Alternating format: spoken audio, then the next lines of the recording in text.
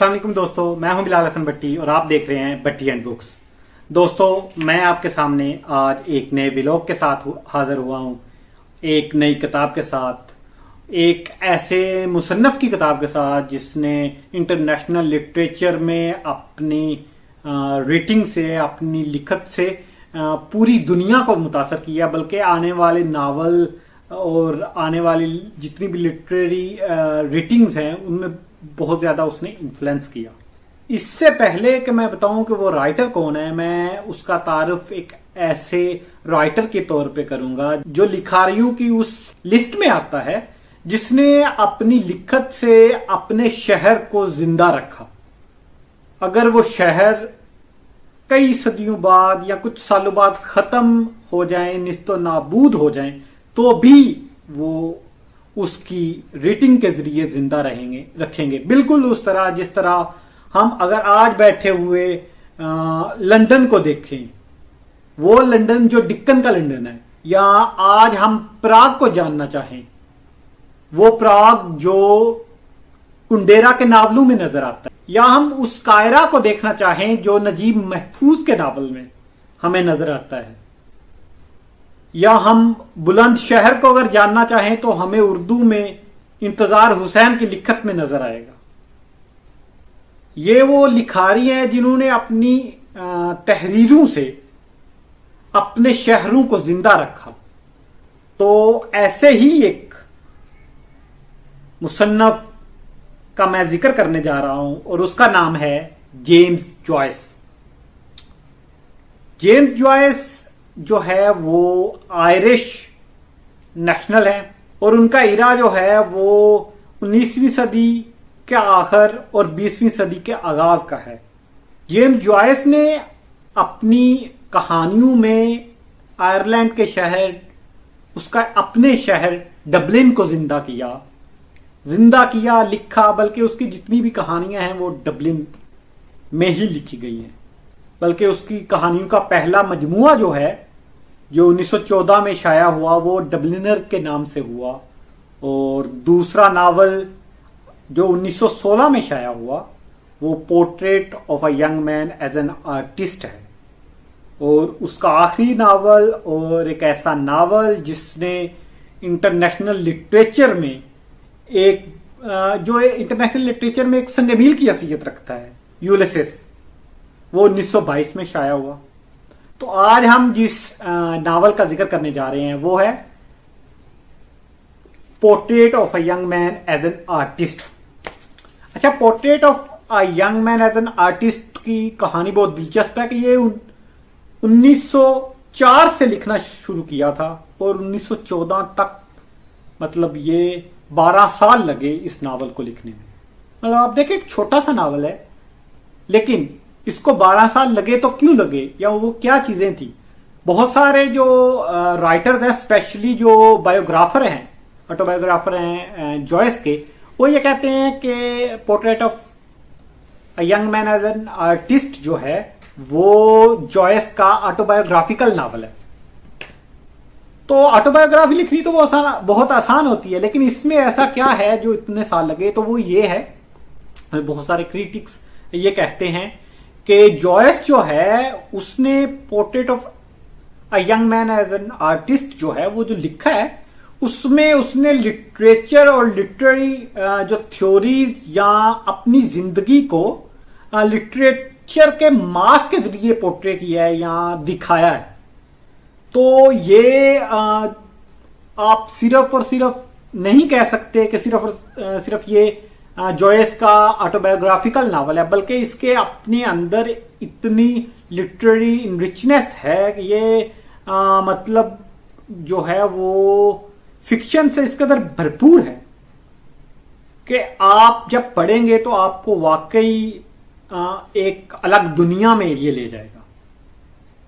मतलब आप देखें कि आज की दुनिया से ये बहुत मुख्तलिफ दुनिया है जो डबलिन 1904 या उस वक्त के डबलिन की है, जो जॉयस का डबलिन है।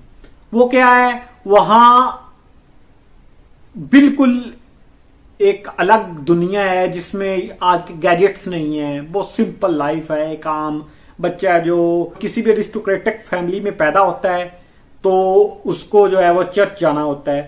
چرچ جا کے وہیں جو اس کو تعلیم دی جاتی ہے وہ اسپیشلی کیتھولک ریلیجن کی ہے, اور جو بھی وہ سیکھتا ہے وہ اس کے اکارڈنگ ہی ہوتا ہے. یا خاص طور پہ وہ ایک سین ہے کہ لائبریری کے سامنے باہر نکلتا ہے تو آسمان جو ہے اس پہ بادل ہیں, اور بہت خوبصورت آسمان ہے, اور وہاں پرندے جو ہیں وہ مطلب آ جا رہے ہیں آسمان پر. تو یہ بہت خوبصورت سا منظر ایک پیش کرتا ہے ناول. تو اس ناول کی جو ٹائٹل ہے, جو اس کا نام ہے, وہی ایک بہت ریویلنگ چیز ہے. بلکہ اس پورے ناول کی کہانی کے پیچھے جو ٹائٹل ہے وہ بہت اہم ہے. A Portrait of a Young Man. ایک ایسے نوجوان کا پورٹریٹ ہے جو آرٹسٹ بنتا ہے, اور اس میں دکھایا گیا ہے کہ کس طرح ایک آرٹسٹ جو ہے وہ ایک ہم جیسے عام انسانوں سے مختلف ہے. وہ چیزوں کو کس طرح پرسیو کرتا ہے, کس طرح مختلف چیزیں جو ہیں وہ اس کی لائف پر اثر انداز ہوتی ہیں. مطلب وہ فیملی کو کیسے دیکھتا ہے, ریلیجن کو کیسے دیکھتا ہے, وہ ایجوکیشن کو کیسے دیکھتا ہے, وہ سوسائٹی کو کیسے دیکھتا ہے, اور وہ اپنا اظہار کس طرح کرتا ہے ان ساری چیزوں. اس ناول کا جو مین کریکٹر یا ہیرو ہے اسٹیفن ڈیڈلس, وہ بھی ایک ایسے ہی آرٹسٹ کی زندگی کی نمائندگی کر رہا ہے. نہ صرف وہ ایک آرٹسٹ کی زندگی کی نمائندگی کر رہا ہے, بلکہ وہ جیمز جوائس کی زندگی کی بھی نمائندگی کر رہا ہے. وہ ایک ایسا ماسک ہے جو جیمز جوائس نے اپنی آرٹسٹک ریٹنگ کے ذریعے اپنے آپ کو دکھانے کے لیے لگایا ہوا ہے. تو اسٹیفن ڈیڈلس جو ہے وہ نہ صرف سوسائٹی, فیملی, پیئرز یا اپنے ریلیٹیوز یا آس پاس کے جتنے بھی لوگ تھے ان کے خلاف سیٹ نارمز کے اگینسٹ جاتا ہے. وہ ساری باتیں, خیالات یا چیزیں یا آئیڈیاز اس کے بچپن میں ہی اس کے ذہن میں آنا شروع ہو جاتے ہیں جس کو سوسائٹی قبول نہیں کرتی. اور یہی ایک آرٹسٹ کی, ایک نوجوان آرٹسٹ کی سوسائٹی کے ساتھ کانفلکٹ کا آغاز ہوتا ہے.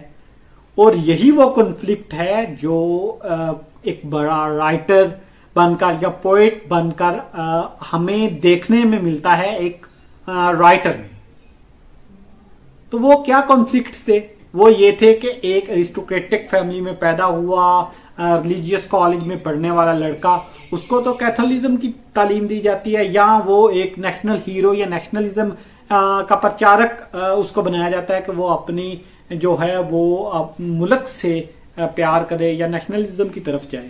لیکن ہوتا کیا ہے, وہ ایک آرٹسٹ ہے, وہ سوسائٹی کے سیٹ نارم کے خلاف جا رہا ہے, مطلب وہ کیتھولک مذہب کے خلاف جا رہا ہے, وہ نیشنلزم سے نفرت کرتا ہے. بالکل اس طرح جس طرح ایک نوجوان آرٹسٹ جوائس جو ہے وہ خود اپنی زندگی میں نہ صرف اس مذہبی اسکول سے یا کالج سے نکل جاتا ہے, پڑھتا نہیں ہے, بلکہ وہ خود اپنی جو نیشنلزم ہے یا اپنی سوسائٹی ہے اس کی بہت ساری چیزوں کے خلاف جا رہا ہوتا ہے. تو ہمیں جو اسٹیفن ہے اس میں ایک طرح کا جیمز جوائس نظر آتا ہے, یا اس کی زندگی کا وہ پہلو نظر آتا ہے. اس کے علاوہ جو ہے یہ ناول خاص طور پہ میں یہ سمجھتا ہوں کہ یہ آئیڈینٹی کو بہت زیادہ جو ہے وہ پورٹری کرتا ہے, کہ کس طرح ایک نوجوان جو ہے اس کی آئیڈینٹی بننا شروع ہوتی ہے, اور وہ اس کی ساری زندگی میں اس کو جو ہے وہ افیکٹ کرتی ہے. اور یہ آئیڈینٹی کیا ہے؟ یہ آئیڈینٹی جو ہے وہ پہچان ہے کہ وہ کون ہے, اور اس آئیڈینٹی کی جو تلاش ہے اس میں نکلتے بہت ساری چیزوں کو رد کرتا ہے ایک نوجوان جو اپنے سامنے, اس کے جو ہے پیئرز اس کا مذاق اڑاتے ہیں, اس کی فیملی اس کو بہت سختی سے پیش آتی ہے, سوسائٹی جو ہے وہ ایک مختلف طرح سے اس کو ٹریٹ کر رہی ہوتی ہے. ایک ایسا شخص جس کا باپ جو ہے وہ نیشنلزم کا پرچارک ہے, جو بیٹھ کے باتیں کرتا ہے, پیسے والا ہے, لیکن ماں دوسری طرف جو ہے وہ مذہب میں پناہ ڈھونڈتی ہے, اور وہ چاہتی ہے کہ اسٹیفن بھی وہ ساری مذہبی رسومات ادا کرے جو وہ کر رہی ہے. اور یہی وہ پوائنٹ ہے جہاں سٹیفن کے اپنا اندرونی کنفلکٹ جو ہے وہ سوسائٹی کے ساتھ یا فیملی کے ساتھ شروع ہوتا ہے. وہ کہتا ہے میں ان چیزوں کو نہیں مانتا، تو میں کیوں یہ ساری چیزیں جو ہیں وہ پرفارم کروں، وہ مذہبی ریچولز یا مذہبی رسومات کیوں ادا کروں. اور اس کے ساتھ ساتھ جو ہے وہ کس طرح اس کی ایجوکیشن جو ہے اس کو ایک مختلف ڈھنگ پر لے کر جاتی ہے. آپ اگر دیکھ سکتے ہیں، آپ خود اگر ایک نوجوان ہیں تو سٹیفن کی زندگی میں آپ کو اپنی زندگی نظر آتی ہے اگر آپ سوسائٹی کے وہ سیٹ نارمز کے تحت چلنے والے جو ہے وہ نوجوان نہیں. آپ تھوڑا سا پڑھتے ہیں، آپ چیزوں کو مختلف طریقے سے دیکھتے سمجھنے کی کوشش کرتے ہیں، تو آپ خود کو بیزار پائیں گے ان ساری چیزوں سے جو سوسائٹی آپ کے سامنے لے کر آ رہی ہوتی. اس کے ساتھ ساتھ بہت خوبصورت طریقے سے کریکٹر کی نفسیات کو پورٹری کیا، چاہے وہ اس کی ماں ہو، سٹیفن کے دوست ہوں یا اس کا باپ ہو.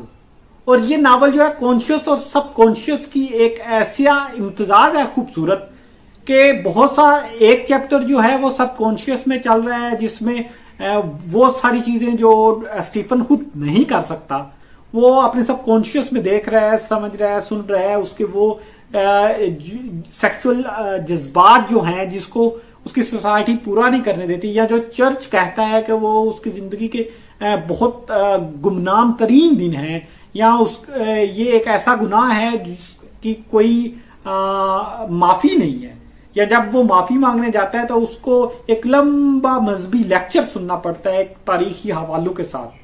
تو یہ کنفلکٹ آتا ہے اس کی کانشیس کے ساتھ اور سب کانشیس کے ساتھ. اور یہی وجہ ہے کہ وہ اپنے خوابوں میں وہ ساری جو ہے جنسی تسکین حاصل کر رہا ہوتا ہے جو اپنی ریالٹی میں وہ جس کو وہ نہیں پا پاتا.